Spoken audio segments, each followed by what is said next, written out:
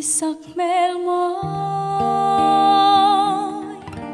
khirnin omlo iba sam len cholang wai niang len inui mel moi I pei che moi loan lai re lan na cha mangai lo di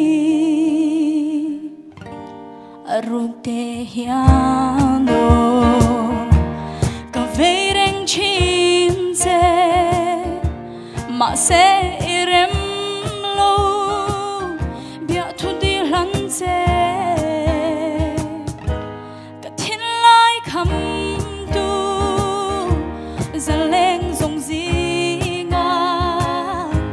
ngil rengi har ge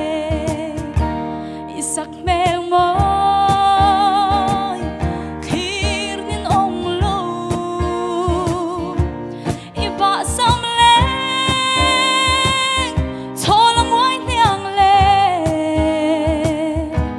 inui mel moi I pei che moi loan lai ri lan na cha mangai lo di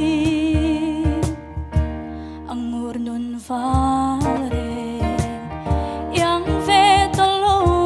chuan ro sung le bai chuan tu reng kan nei lo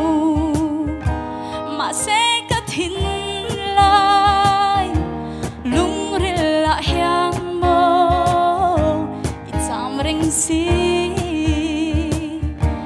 isak mel mo